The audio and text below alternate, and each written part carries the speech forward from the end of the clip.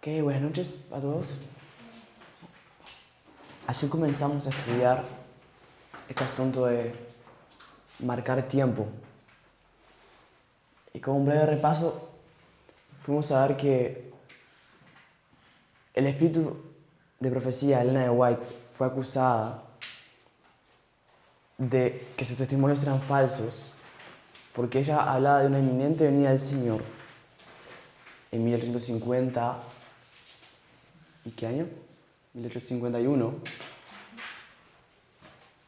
Y luego, claramente pasan muchos años, hasta 1883, Cristo no ha venido. Ella tiene que defenderse de por qué esto es así. Entonces ella explica que el pueblo de Dios no cumplió la obra que debería haber cumplido y por eso la venida de Cristo se retrasó. ¿Sí? Ella explica que lo mismo pasa con algunos profetas bíblicos como Pablo, Juan y el mismo Cristo en Apocalipsis, hablando de una inminente venida del Señor. Y ellos no son acusados de falsos profetas por eso. Entonces comenzamos a ver que Dios tenía planes de que Cristo viniera. No está ahí. En la época de los mileritas, de Elena de White, después de 1844. Pero esto no pudo ser porque el pueblo no cumplió con la misión que tenía, que era dar el alto clamor, dar el mensaje del tercer ángel, de la reforma del día de reposo a todo el mundo. ¿Sí? Eso fue porque no aceptaron, en realidad la mayoría de los adventistas demoraron mucho en aceptar la reforma del día de reposo ellos mismos y entonces demoraron mucho en darlo ese mensaje. No piensen que, ustedes saben que la luz sobre el sábado llegó en qué año a la iglesia. ¿Alguien sabe en qué año llegó? La luz sobre el sábado, ¿en qué año llegó a la iglesia? 1846. Ahora, ustedes piensan que enseguida todos los adventistas empezaron a guardar el sábado. Déjenme decirles también equivocados. No fue así. Fue resistida la luz. Fue resistida entender que Elena de White era una profeta para ese tiempo, por muchos años. Y fue resistida la luz del sábado también por muchos años. ¿Okay?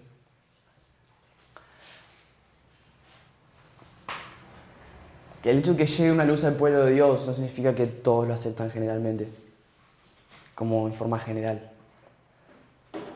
Ok, entonces, cuando Elena de White va a explicarse en 1883, ella explica que Cristo quería venir, pero no pudo venir. Queríamos conectar esto con el hecho de entender de que las citas de un profeta, las palabras de un profeta, deben entenderse en su contexto y deben entenderse siempre como condicionales, sean promesas o sean amenazas. ¿Sí? Eso es lo que hemos estado viendo. Eso es lo que Elena White dice en Mensajes Selectos tomo 1 de la página 75.6 en adelante. Ok.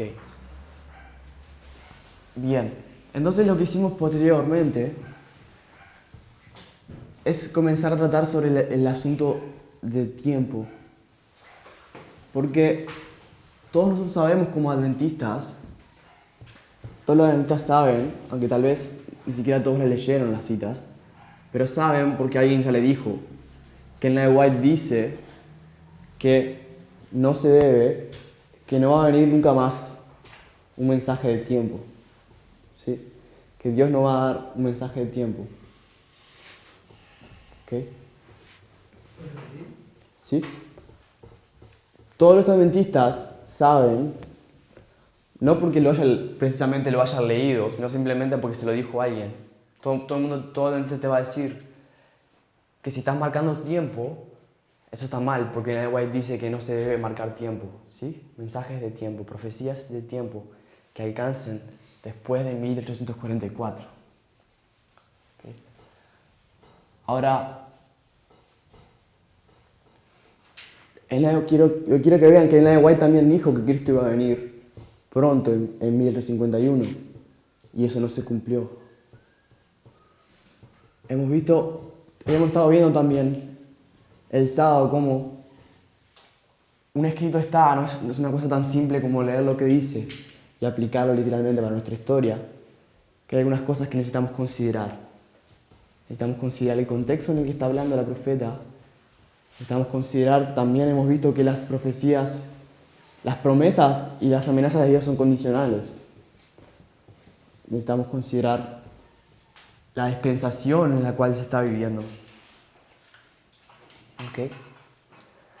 Entonces fuimos a la historia de Pablo en 2 Tesalonicenses, capítulo 2, donde Pablo nos presenta, le habla a los tesalonicenses y le dice: no deje que nadie los engañe, porque Cristo no va a venir ahora. ¿Por qué Pablo le está diciendo eso al pueblo? No deje que nadie los engañe porque Cristo no va a venir. Déjenme sugerirles que si Pablo estaba diciendo eso al pueblo es porque es necesario, y porque hay alguien intentando engañarlos y diciéndoles que Cristo va a venir en esa época. ¿Sí? Y él les dice: no es así, Cristo no puede venir sin que antes venga la apostasía, se revele el hombre de pecado. Entendimos, con el conflicto de los siglos, página 356, párrafo 2, que esa apostasía y el periodo del hombre de pecado se refieren a los 1260 años de los cuales habla el libro de Daniel y el libro de Apocalipsis, que terminan en 1798. Ahora, cuando llegamos a 1798, Dios ahora sí manda un mensaje que está basado en ¿qué? En tiempo.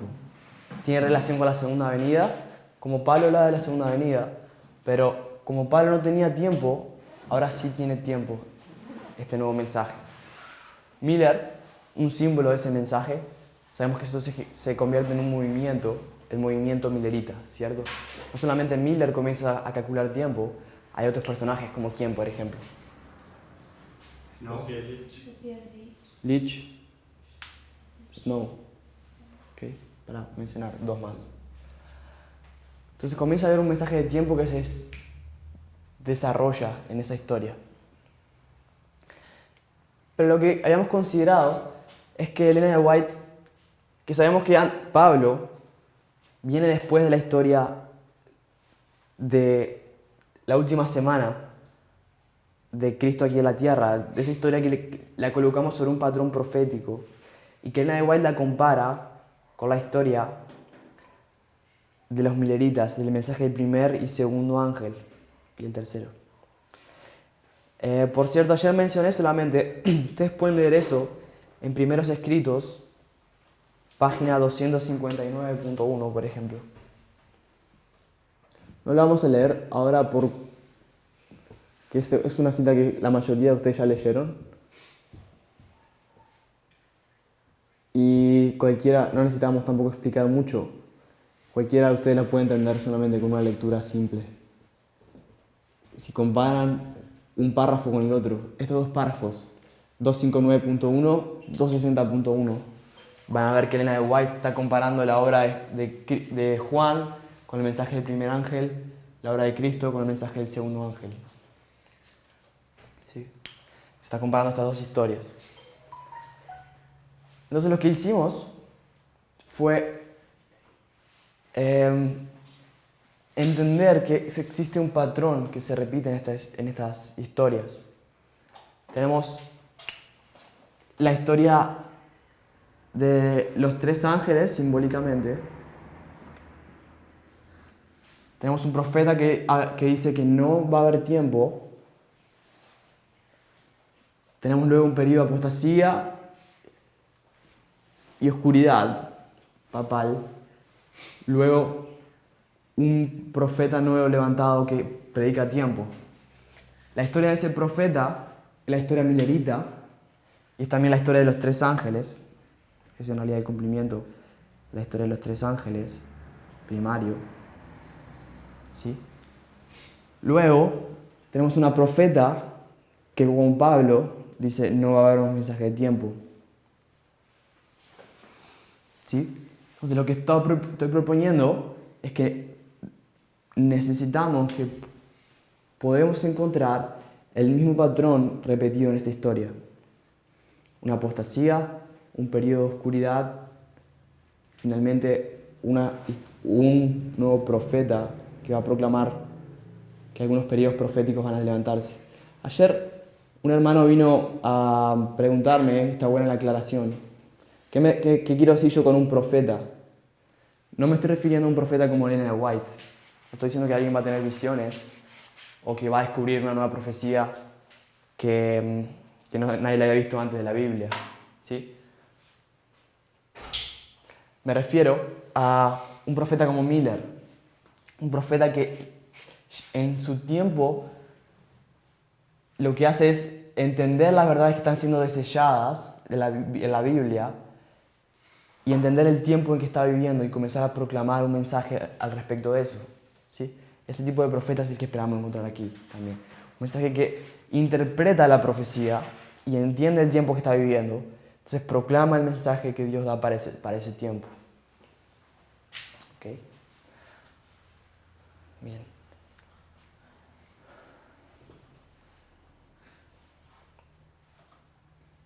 Ok.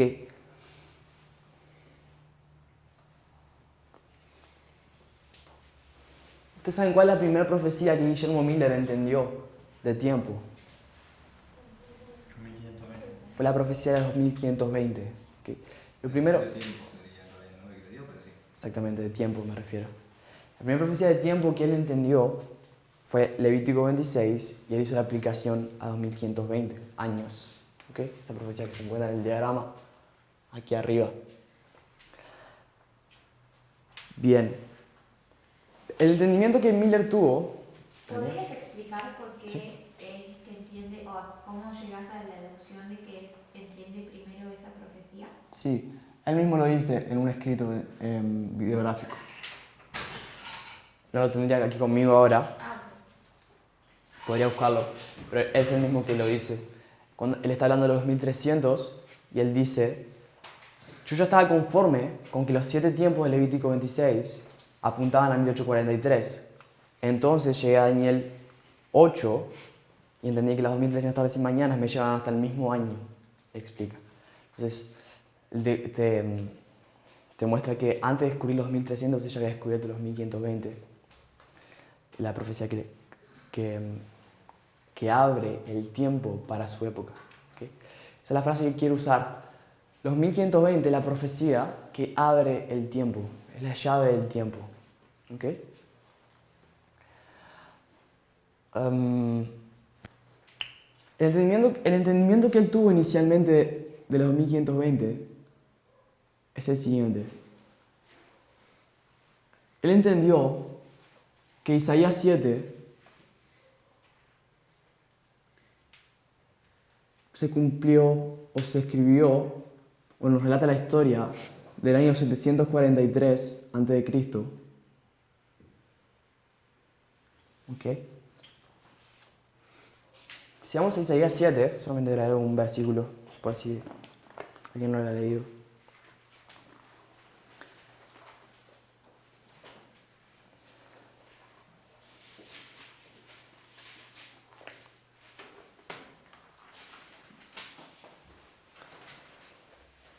Isaías 7 tiene un título. ¿Qué dice el título? Isaías 7. Ok, entonces Isaías tiene un mensaje para Acaz. ¿Quién es Acaz? Rey de Judá, ¿cierto? Y el rey de las tribus del sur. Entonces, lo que estaba pasando en ese momento es que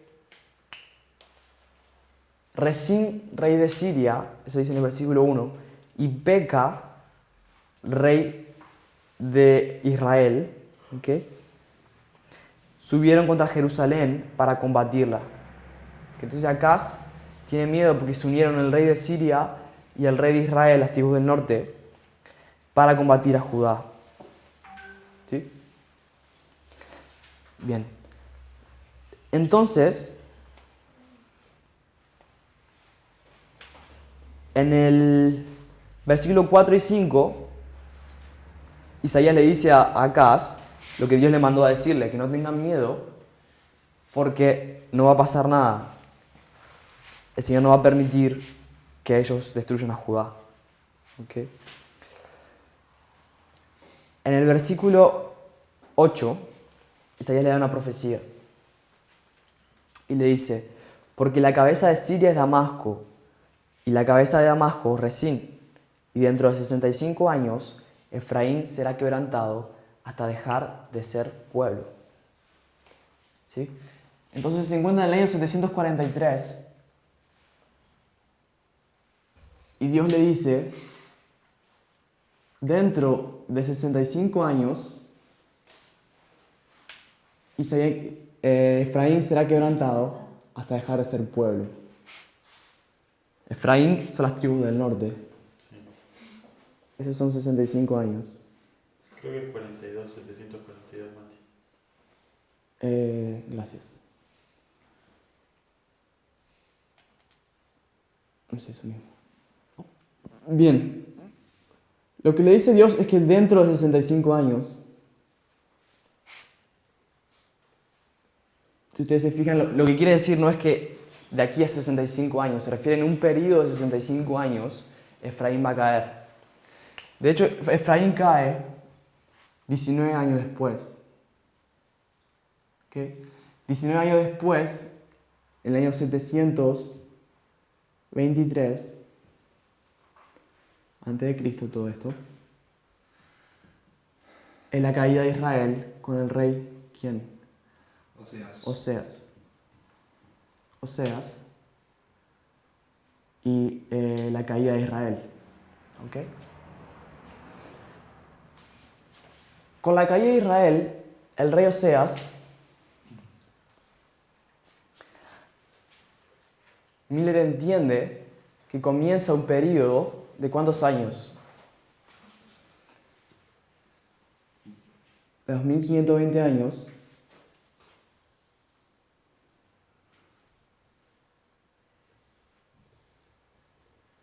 De castigo, que son mencionados en Levítico 26.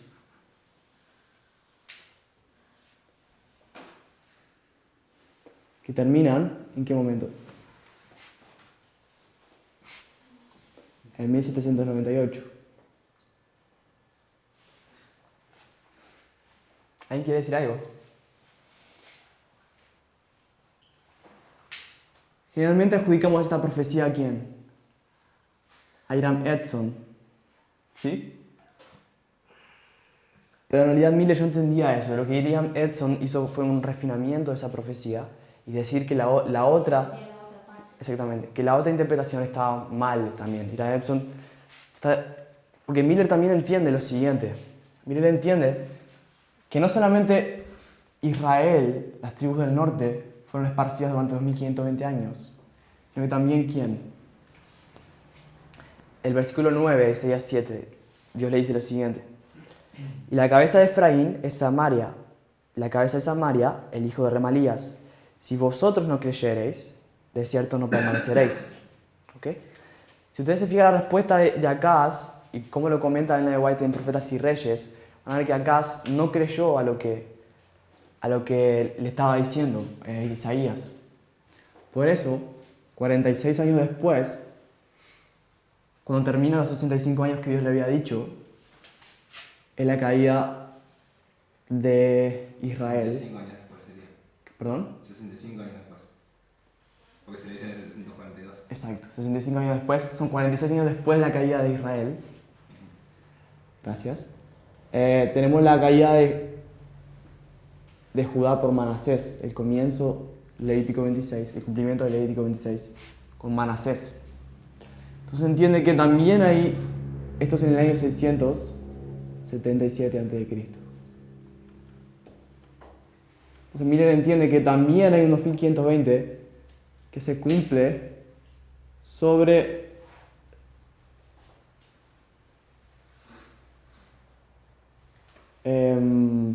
Judá, que comienza con Manasés y lo llevan hasta el año 1844. Primero él cree que es 1843, después Amos no lo corrige y ve que lo llevan en realidad hasta 1844.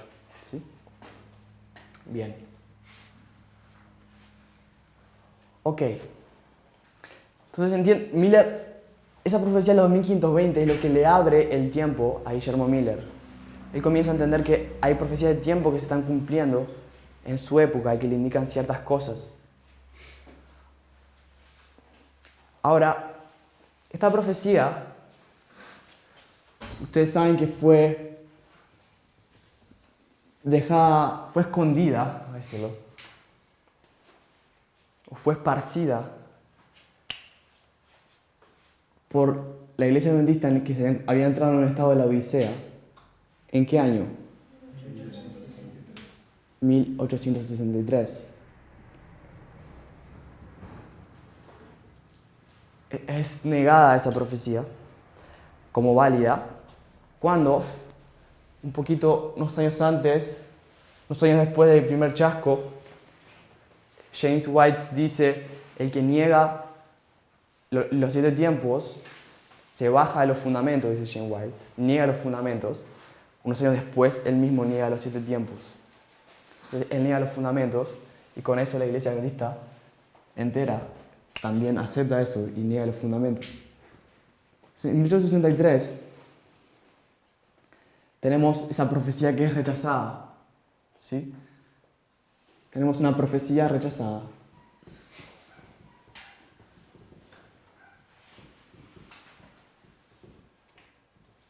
Así como tenemos una profecía rechazada en el año 742. ¿Sí?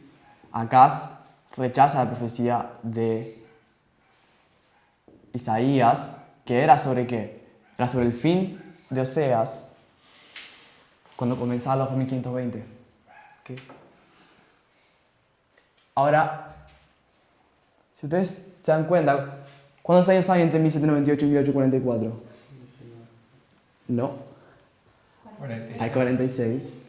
Ah, perdón, dije el segundo. Muy bien. 44 y 63 son 19. Y entre 44 y 63 son 19 años. Entonces, lo que encontramos en esta línea es un, ¿qué? ¿Cómo se llama esto? Quiasma, ¿sí? Es ese, o quiasma o quiasmo se dice en español. Estoy seguro, creo que es quiasmo. Quiasma. Es una estructura espejada, ¿sí? Una estructura en espejo, en el que el inicio y el fin, alfa y omega de esta profecía, se encuentran espejadas. Tenemos al inicio una profecía rechazada, al fin una profecía rechazada. Tenemos un periodo de 46 años, 46, 19, 19. Un detalle más. Lo que estaba pasando en 742, por lo cual Isaías tiene que dar esa profecía, es que había un conflicto entre el norte y el sur, ¿sí? El norte y sur. ¿Qué pasa en 1863 en los Estados Unidos? ¿Qué está pasando? Un conflicto entre norte y sur. Está pasando la guerra civil en Estados Unidos. Tenemos un conflicto entre el norte y el sur. ¿Sí? La guerra civil de Estados Unidos fue un conflicto en el cual el país se dividió en dos bandos. Fueron la Unión en el norte y los Confederados en el sur. Ok. Entonces, entendemos este tipo de cosas. Solamente fueron entendidas en realidad recientemente, hace algunos años. Y esta profecía de los 2520 también fue lo que abrió el mensaje de tiempo para nuestra propia generación. ¿Okay? La profecía de los 1520 se torna en 2009 la llave que abre el tiempo. ¿Okay? En 2009 se empezó a entender que los 1520 no era una llave solamente que abre tiempo para Guillermo Miller, sino también al Dios juntar esa joya del esparcimiento en el cual se encontraba, la vuelve a su lugar y vuelve a abrir tiempo esta profecía para nuestra época. Y la entendemos mejor todavía de lo que Guillermo Miller y Hiram Edson la entendían. ¿Okay? Entendemos un poco mejor que era una aplicación de Levítico 26. Comenzamos a entender que ambos, tanto Miller como Edson, hacían aplicaciones incorrectas. y comenzamos a entender algunas otras cosas. Por ejemplo, empezamos a encontrar que 2520 es un símbolo, y siendo un símbolo, hay algunas aplicaciones que pueden hacerse con ese símbolo. Encontramos los 2520 en diferentes otras partes de la Biblia, donde encontramos como parábolas ese símbolo. Por ejemplo, ¿dónde encontramos? Encontramos, por ejemplo, en Daniel 5, ¿cierto? Vamos a Daniel 5.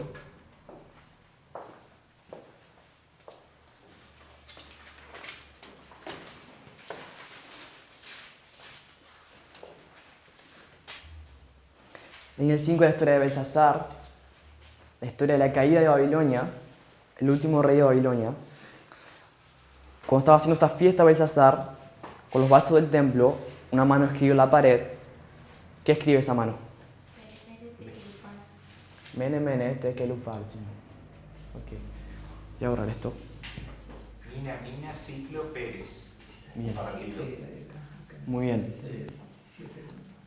Daniel, capítulo 5. Entonces, en el versículo 25,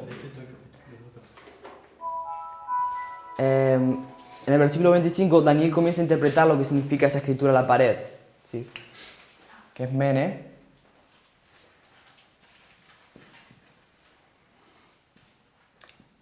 Y Daniel le dice lo que significa.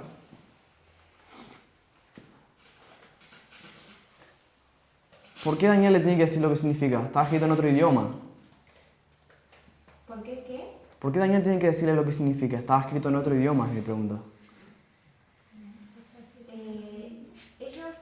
Era un símbolo, estaba escrito en símbolos. Exactamente. Claro, dice que el rey lo entendía, pero eran pesos, eran símbolos de cosas para pesar, digamos. Exactamente. Entonces el rey lo entendía literal. Son pesos o monedas lo que se encuentra escrito en la pared. Y el rey sabe que eso no... Lo lee, pero no entiende lo que significa. ¿Por qué aparecen esas monedas en mi pared?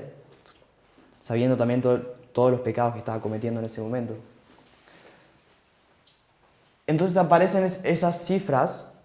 Ustedes pueden ver en cualquier diccionario, en la Biblia misma, cuando están las conversiones de cuánto vale una mina. Si tienen una Biblia ciclo. con conversiones, exactamente, pueden usar, por ejemplo, un diccionario que se llama BDB.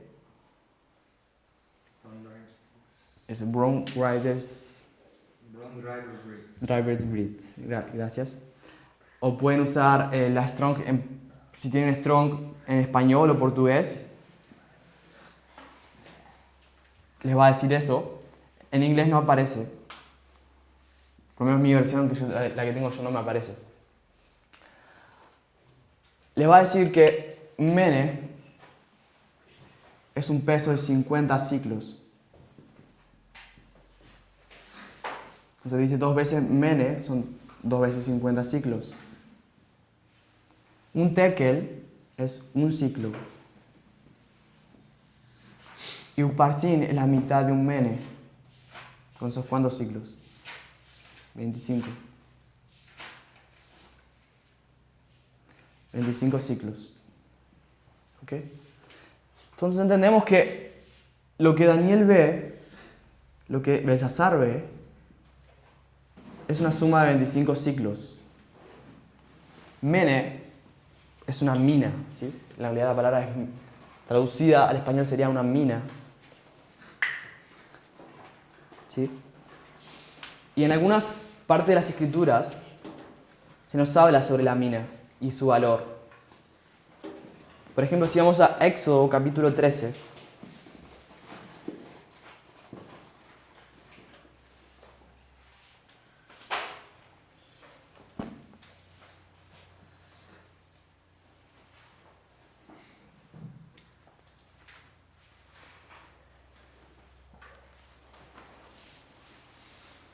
En Deuteronomio 27-25. ¿tiene ahí? Sí. Ok, vamos entonces a Deuteronomio 27, 25.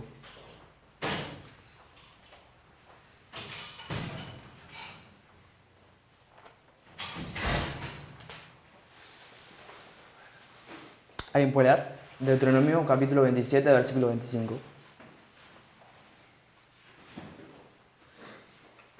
25. ¿Sí? Por favor. Maldito el que recibiere soborno para quitar la vida del inocente. No, Levítico 27, 25. Ah. Levítico. Ok, gracias. Levítico 27, 25.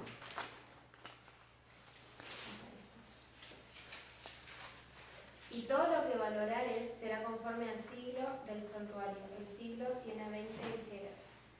Ok, ahí nos dice que el ciclo tiene 20 jeras.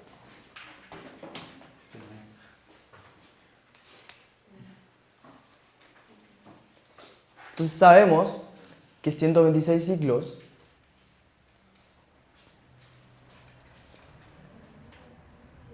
lo que está hablando Levítico 27 es sobre el santuario, ¿cierto? Y la forma en que las cosas deberían ser valoradas según el santuario. Y en el santuario un ciclo tiene un peso determinado que Dios le da. En Levítico 27, Dios le dice que el ciclo son 20 jeras. Ok. Entonces hacemos 126 ciclos. Según el santuario lo calculamos, ¿cuánto sería?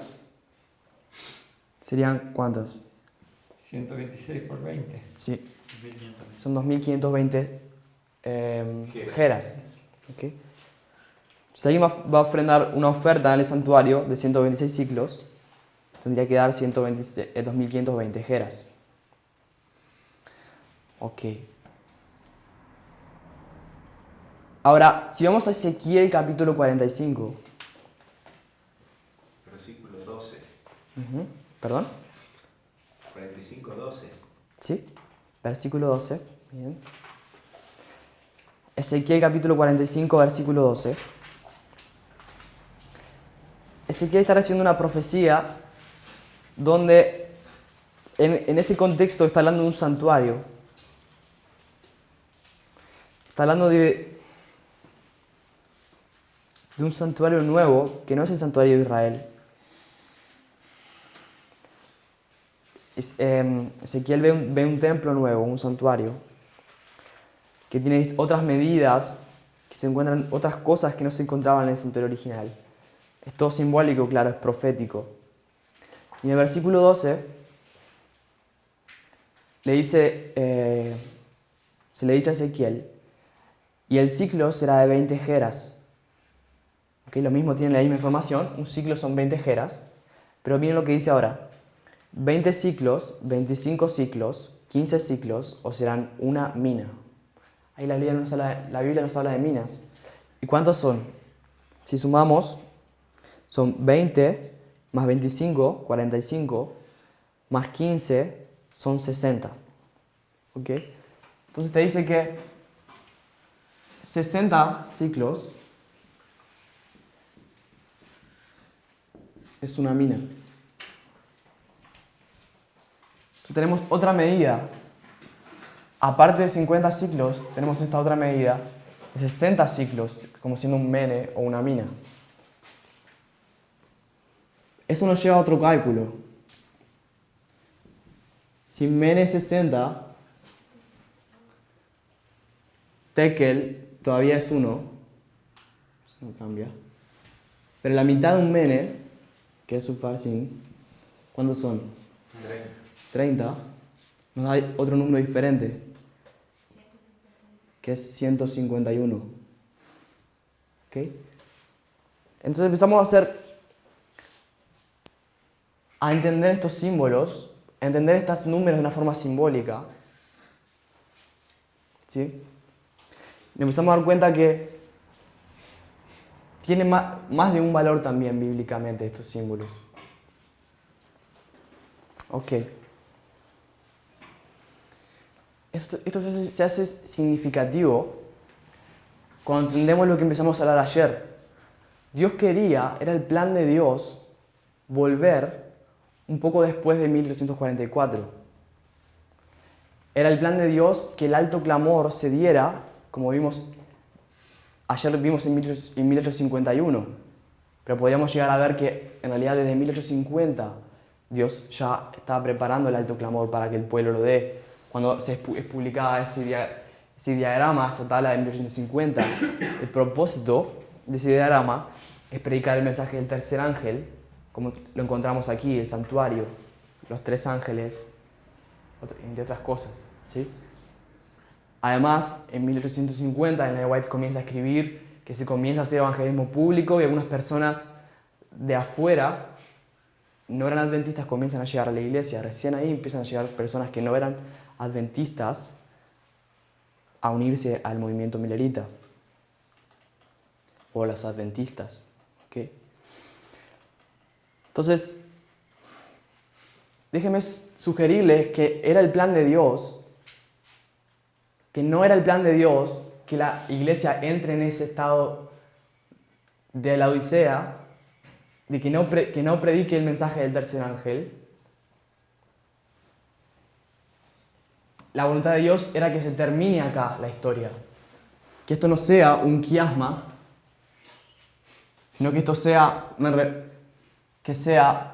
una historia donde el comienzo es diferente del fin, donde acá comienza un conflicto, acá termina un conflicto, donde una profecía es rechazada y aquí es aceptada una profecía. Pero eso no se da así, y claro que... Bueno, no voy a meterme con eso. Dios tenía un plan, pero claro que Dios tenía un plan B, voy a decir. Este era el plan A de Dios, pero Dios tenía un plan B por si su pueblo no hacía lo que debía hacer. ¿Ok? Así que Cristo quería volver, quería que la historia se acabe ahí en 1863, pero no pasa de esa manera. Entonces Dios tiene que tener un nuevo plan. Ahora hay un problema. Todas las profecías de tiempo que Él ya había declarado en la Biblia, por medio de sus profetas, ¿qué pasó? Ya se cumplieron. La última profecía de tiempo que Él había dado había sido los 1300 tardes y mañanas, en el año 814, ya se cumplió. ¿Qué hace entonces Dios?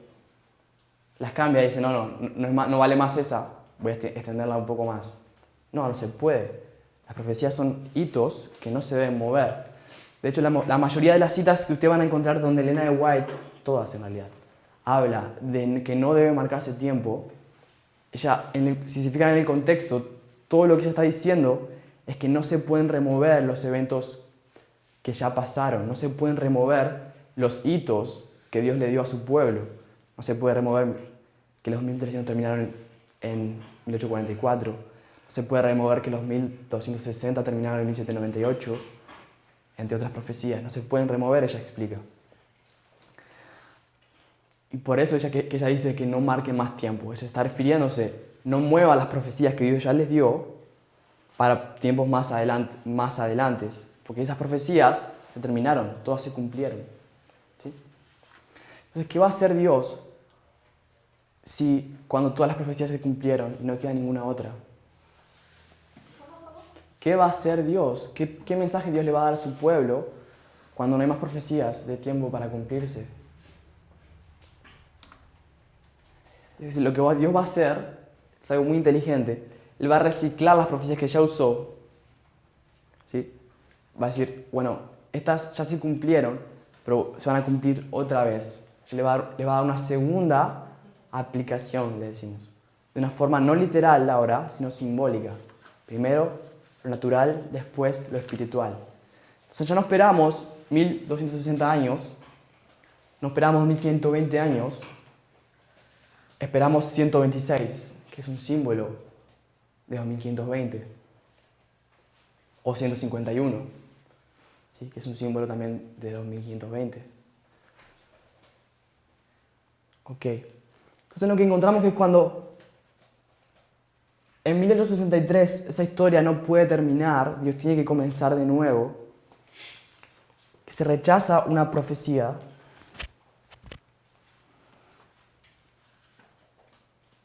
comienzan a ser esparcidas las verdades que Guillermo Miller entendió que fueron puestas en este diagrama, en esta tabla.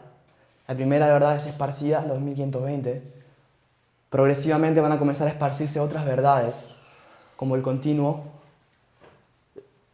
el entendimiento de las trompetas y entre otros. ¿Sí? Esa historia comienza en 1863. Y esas verdades no comienzan a ser reunidas sino hasta el año 1989. Y ustedes saben, con una matemática simple, que de 1863 hasta 1989 tenemos 126 años. ¿Okay? Para conocer un poco más sobre esta historia, quien no la conoce, le recomiendo un documental que se llama Las Desolaciones de Jerusalén en YouTube. ¿Okay? Conocemos que esta historia es una historia donde la iglesia adventista fue siendo contaminada con doctrinas del protestantismo apóstata. ¿Okay? Hacemos paralelo, los 1520 años de Levítico 26 son una profecía de esparcimiento. Si usted lee el Levítico 26, van a ver que lo que Dios hace es esparcir a su pueblo. ¿Sí? Siendo estas simbólicas y no cosas literales, tenemos que entender lo que significan.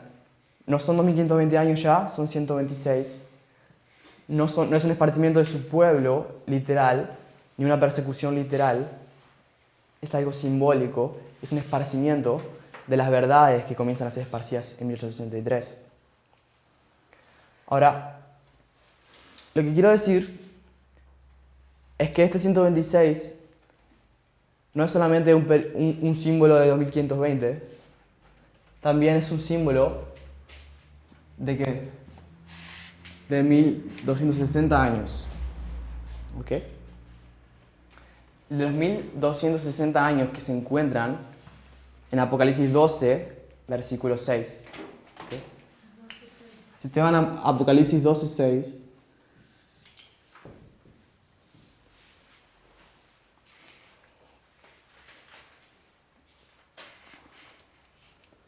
dice lo siguiente: y la mujer huyó al desierto, donde tiene lugar preparado por Dios para que allí le sustenten por 1260 días. ¿Ok? ¿Por qué está huyendo la mujer en el desierto?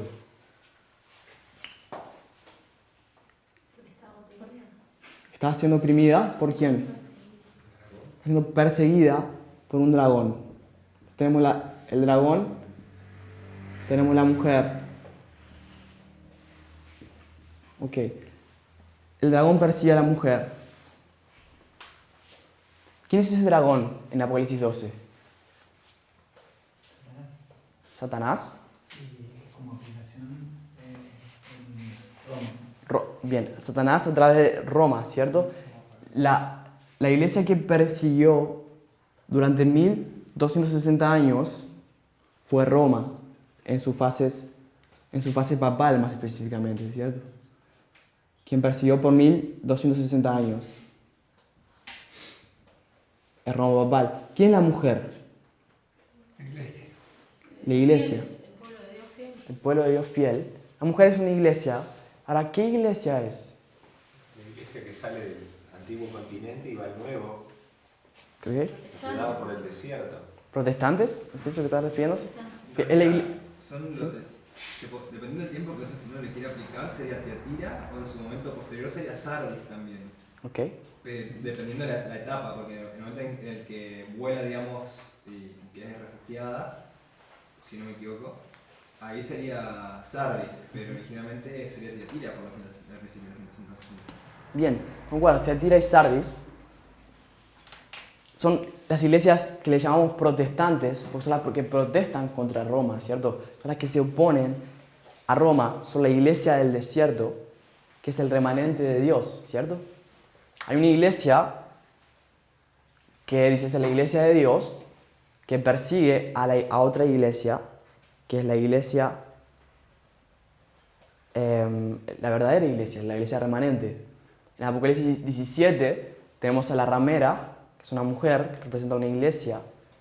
En Apocalipsis 12 tenemos a una mujer vestida del sol, con la luna debajo de sus pies, que es la iglesia fiel. Tenemos dos mujeres, podemos compararla y contrastarla. Las dos se encuentran en el desierto. Si ustedes se fijan en Apocalipsis 17, la ramera está en el desierto con la bestia. En Apocalipsis 12 la mujer está en el desierto. ¿Okay? Ahora, ustedes saben que esta mujer es perseguida, pero ¿quién la ayuda? Alguien la ayuda. La tierra la ayuda. ¿Sí? Eso está en el versículo 16. Entonces, en el versículo 17, ¿quién es la tierra? Dígame, ¿quién es la tierra en el 16? En Estados Unidos, cuando la mujer huye a Estados Unidos, a la tierra gloriosa.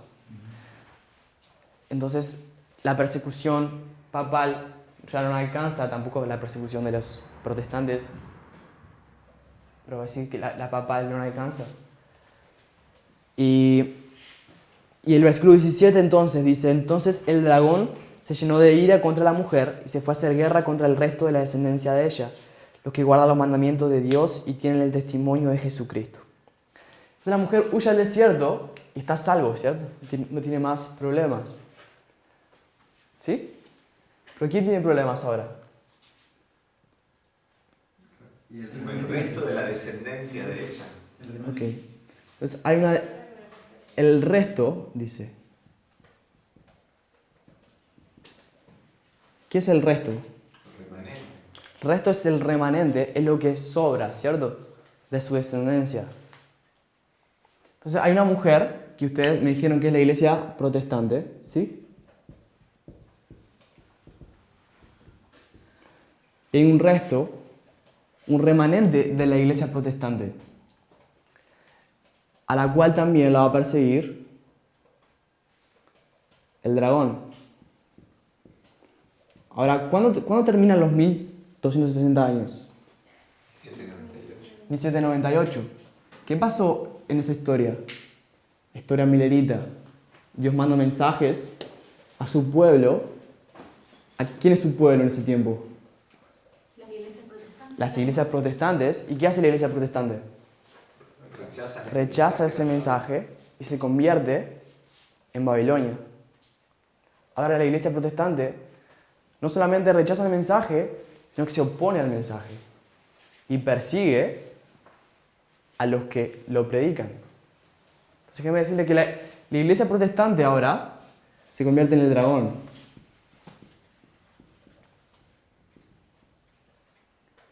¿Y el resto, quién es? No puede ser más la iglesia protestante. Tiene que ser una iglesia que es el remanente de la iglesia protestante. ¿Quién es? ¿Son los mileritas o adventistas? Es el movimiento milerita o el movimiento adventista del séptimo día. ¿Sí? ¿Ok? ¿Alguna pregunta hasta acá? ¿Alguna pregunta hasta acá? Vamos a Ezequiel. Vamos a Isaías capítulo 6 ahora. Isaías capítulo 6.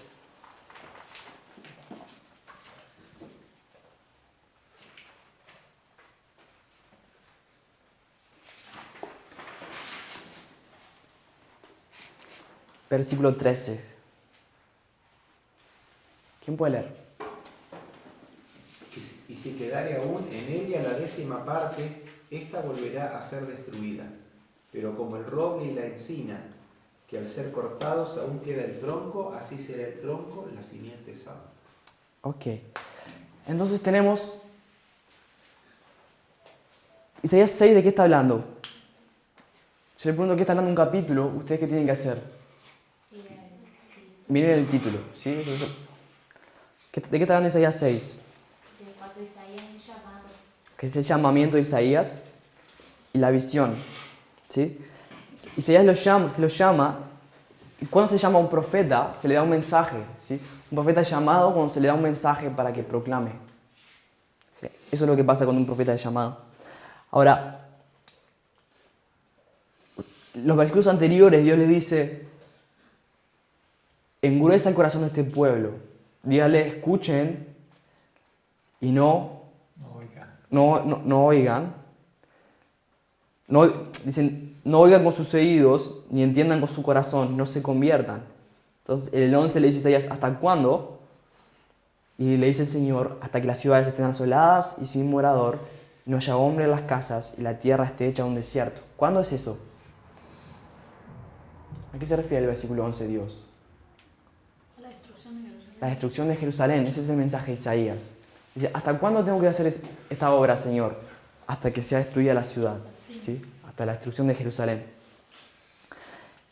Entonces en el versículo 13, llegamos al versículo 13, y Dios dice, si quedare aún en ella la 10ª parte, esta volverá a ser destruida, pero como el roble y la encina que al ser cortados, aún queda el tronco, así será el tronco de la simiente santa. Ahora está bastante mal en realidad en español la versión. ¿Alguien tiene en inglés? Si alguien tiene en inglés, ¿Qué versículo? 13, Isaías 6, 13.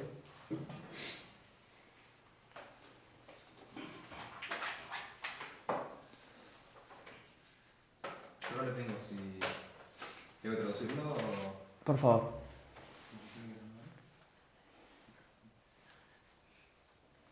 Pero entonces será una 10ª e irá... La nación que me sacó, sin querer. Sí, Miriam lo tiene. ahí está. Entonces será una 10ª y volverá y será comido como un árbol Roble. y como un roble, en cuya sustancia están en ellos, y cuando largue sus hojas, así la santa simiente Será la sustancia de los mismos. La santa semilla. la santa sustancia semilla será del- la sustancia del Ok. Déjame ver si esta es la idea de Isaías. Habla de un árbol, eso es un árbol, en el cual, ¿qué pasa con ese árbol? Se corta. Es cortado. Y cuando es cortado, ¿qué queda? La raíz. Queda un tronco que tiene raíces. Eso es un roble, ¿cierto? ¿Cuánto porcentaje del árbol queda? Es ese tronco. Es la 10ª parte. ¿Sí? Ese remanente que queda cuando el tronco es cortado es una 10ª parte. ¿Ok? Entonces lo que quiero que veamos es que el remanente que queda es la 10ª parte. Ah, es como el 126 en 1260. Exactamente, eso es lo que quiero aplicar. El dragón persigue a la mujer por 1260 años. Quiero decir que el dragón persigue al resto o al remanente no por 1260 años, sino por la 10ª parte de eso, que son 126 años. ¿Puedes repetir eso? ¿Sí? A la descendencia se aplica justamente ese remanente, esa regla. Exactamente. Lo que estoy diciendo es, el remanente es la 10ª parte del roble. Si este remanente es este resto de Apocalipsis 12, es el resto, ¿qué es el roble entero? 100%. Es un 100% y es la mujer, ¿cierto? Imagínense, el roble es la mujer porque es Israel, ¿cierto? Y cuando es cortado, queda un resto. Este es el resto de la descendencia de ella. ¿Sí? El resto del remanente es simbolizado por la 10ª parte. Estoy haciendo una implicación, estoy diciendo, esto no significa literalmente la 10ª parte en cantidad de personas, sino lo que estoy diciendo es que la 10ª parte del tiempo que fue perseguida la mujer es perseguida el remanente. Esos son 126 años.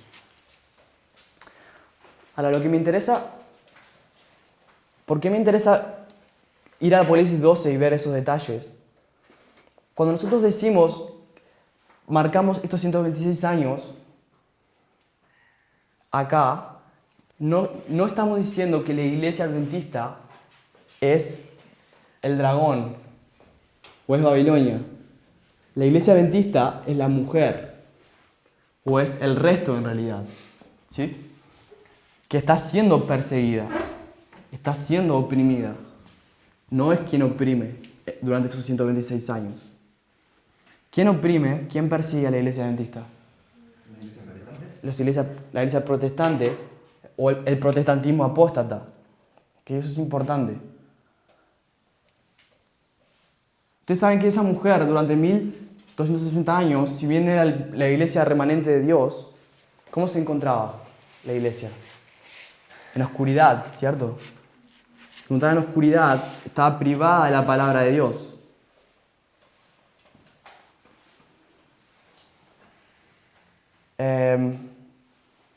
Dijimos que esta era la historia de Cristo. Estoy volviendo a poner lo que tenía en el principio.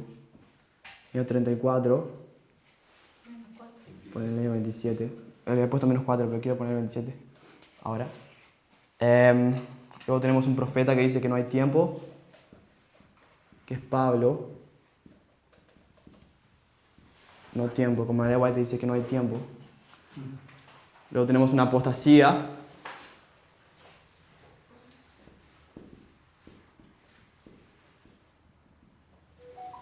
Y tenemos los 1260 años.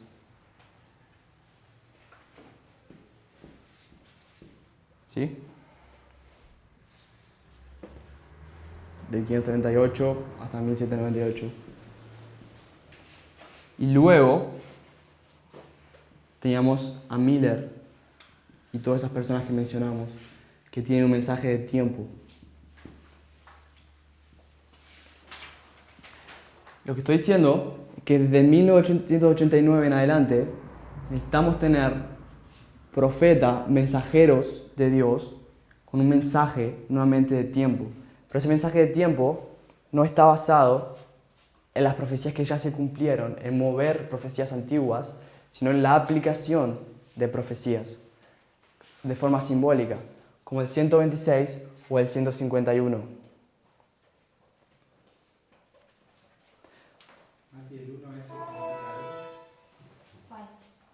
No, gracias. Bien. Solamente quiero terminar con algo. Me interesaba dar este mínimo fundamento antes de comenzar a hablar sobre profecía de tiempo y de periodos proféticos, que es lo que vamos a empezar a calcular, a investigar para llegar a la fecha de cuándo será la próxima batalla que estamos esperando, que es la batalla de Ásculo. Vamos a empezar a aplicar periodos proféticos, como hicimos con el 126. Quiero que veamos lo siguiente. Dijimos que el 151 también es un símbolo de 2520. Si vamos 151 años en lugar de 126, desde 1863, ¿hasta qué año llegamos? 2014. Hasta el año 2014.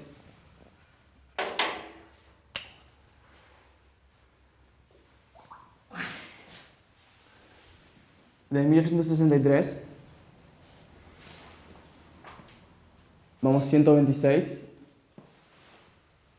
nos lleva hasta el año 2019, perdón, 1989. 1989. Si vamos 151 años,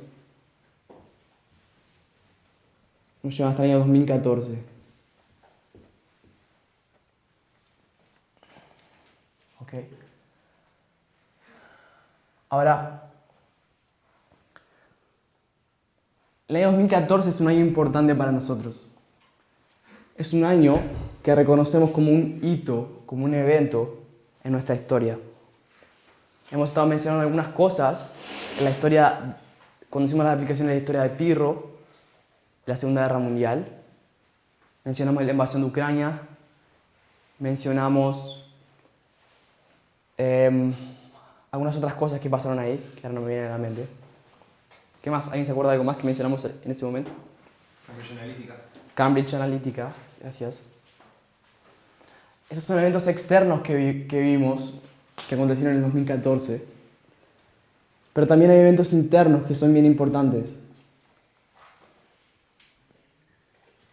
Otra cosa que quiero colocar otro evento profético donde fue rechazado un mensaje, igual que en 1863, y es el año 1888. Desde 1888, 126 años nos llevan al año 2014 también. 126 años también. Sí, nos llevan hasta el año 2014. Y de esta forma es que se comenzó a abrir el entendimiento de tiempo. Hay algunas cosas que pasaron internamente en el año 2014 también, que son paralelas a lo que pasó en 1888. Y quiero que empecemos mañana a comenzar a estudiar un poco más sobre el año 2014 y algunos periodos proféticos que nos llevan hasta allá. Que mañana vamos a hablar de algunos periodos que nos llevan hasta 2014 y lo que pasó internamente y externamente en nuestro movimiento para afirmar ese evento, ese año como un evento profético relevante, interna y externamente. ¿Ok? ¿Alguna pregunta? ¿Nico? ¿Puedes explicar un poquito cómo es que ubicaste ahí el 126 y el 151? ¿En los de arriba o sí, todos? ¿General? Los de arriba, sí. Bien. Desde 1863 dijimos que comenzó a ser esparcidas. La verdad es que Miller proclamó con los 1520 como primera profecía. En ese periodo, varias profecías acá, comenzaron a ser, varios entendimientos de Miller comenzaron a ser rechazados en este periodo.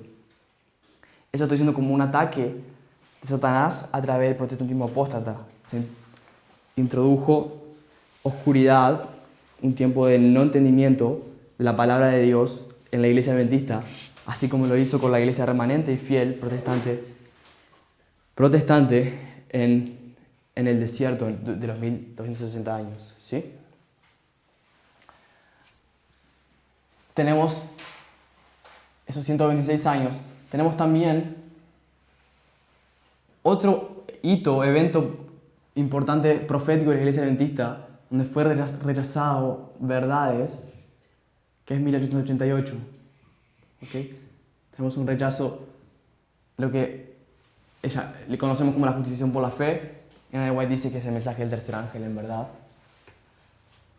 Y 126 años nos llevan hasta 2014. ¿Sí?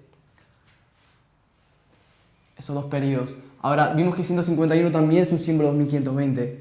Si partimos del mismo punto, 1863, 151 años nos llevan al mismo año que este 126, que es 2014. ¿Sí? Ahora, desde 1888, perdón, 63 hasta 2014 también tenemos 151. Ah, ok. Sí, 151 años. ¿Por qué Sí. mencionaste del 63 al 89 y abajo? ¿Por qué mencionaste el protestantismo apóstata? Porque quería hacer un paralelo con esta historia, justamente.